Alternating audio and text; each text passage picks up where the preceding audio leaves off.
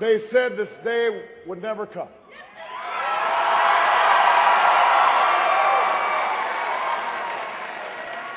They said our sights were set too high. They said this country was too divided, too disillusioned to ever come together around a common purpose. But on this January night, at this defining moment in history, you have done what the cynics said we couldn't do.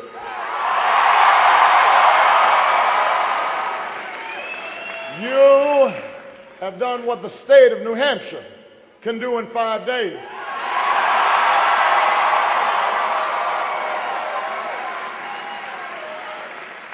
You have done what America can do in this new year, 2008. In lines that stretched around schools and churches, in small towns and in big cities, you came together as Democrats, Republicans, and independents to stand up and say that we are one nation, we are one people, and our time for change has come. You said the time has come to move beyond the bitterness and pettiness and anger that's consumed Washington, to end the political strategy that's been all about division and instead make it about addition, to build a coalition for change that stretches through red states and blue states.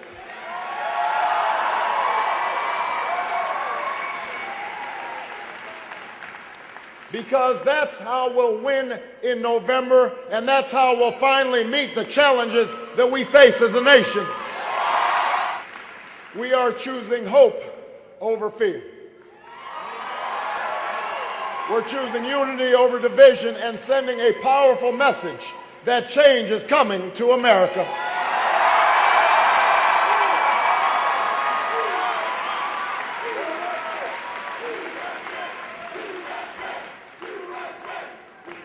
You said the time has come to tell the lobbyists who think their money and their influence speak louder than our voices that they don't own this government. We do, and we are here to take it back.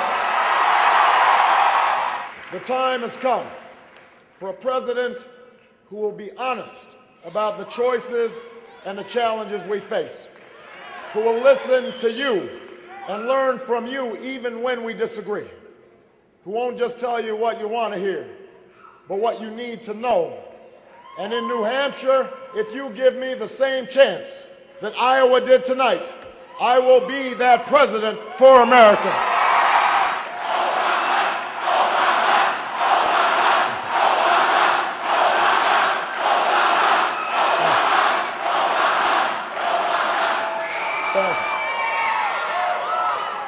I'll be a president who finally makes health care affordable and available to every single American the same way I expanded health care in Illinois by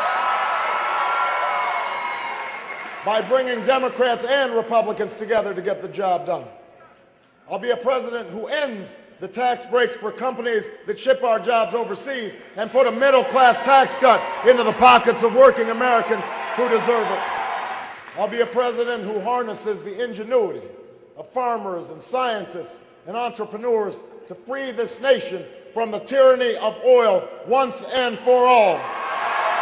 And I'll be a president who ends this war in Iraq and finally brings our troops home, who restores our moral standing, who understands that 9/11 is not a way to scare up votes, but a challenge that should unite America and the world against the common threats of the 21st century. Common threats of terrorism and nuclear weapons, climate change and poverty, genocide and disease. Tonight, we are one step closer to that vision of America because of what you did here in Iowa. And so I'd especially like to thank the organizers and the precinct captains, the volunteers and the staff who made this all possible. And while I'm at it, on thank yous, I think it makes sense for me to thank the love of my life, the rock of the Obama family, the closer on the campaign trail.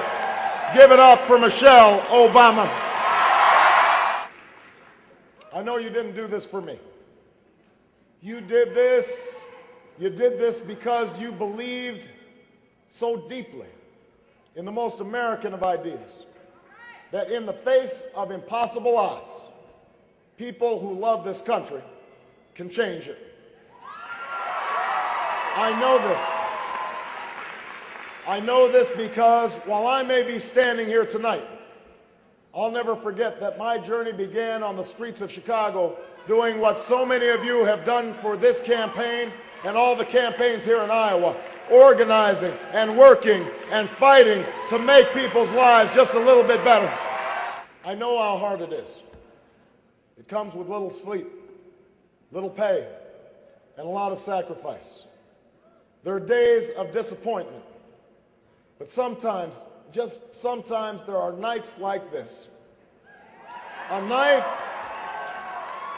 that years from now, when we've made the changes we believe in, when more families can afford to see a doctor, when our children, when Malia and Sasha and your children inherit a planet that's a little cleaner and safer, when the world sees America differently, and America sees itself as a nation less divided and more united, you'll be able to look back with pride and say that this was the moment when it all began.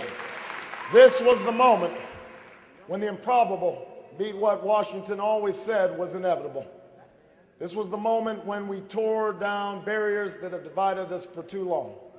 When we rallied people of all parties and ages to a common cause. When we finally gave Americans who'd never participated in politics a reason to stand up and to do so. This was the moment when we finally beat back the politics of fear and doubt and cynicism, the politics where we tear each other down instead of lifting this country up. This was the moment.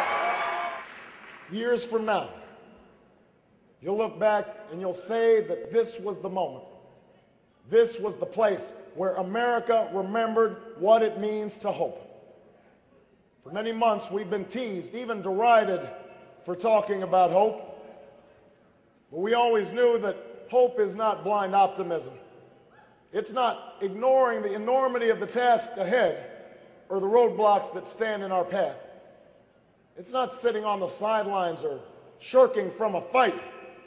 Hope is that thing inside us that insists, despite all the evidence to the contrary, that something better awaits us if we have the courage to reach for it and to work for it and to fight for it.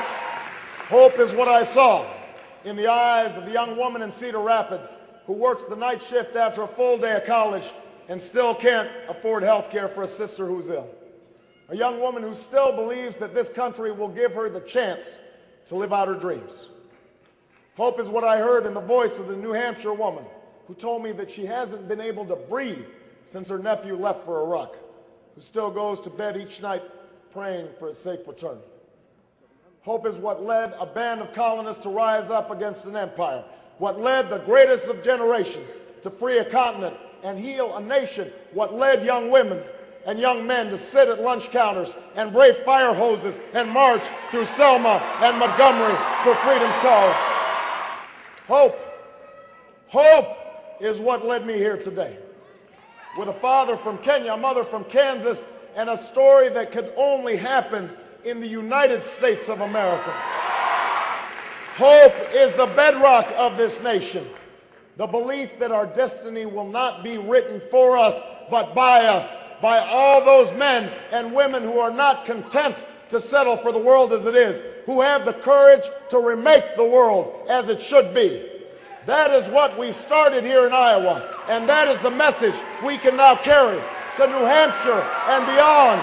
The same message we had when we were up and when we were down, the one that can change this country brick by brick, block by block, callous hand by callous hand, that together, ordinary people can do extraordinary things, because we are not a collection of red states and blue states. We are the United States of America. And in this moment, in this election, we are ready to believe again.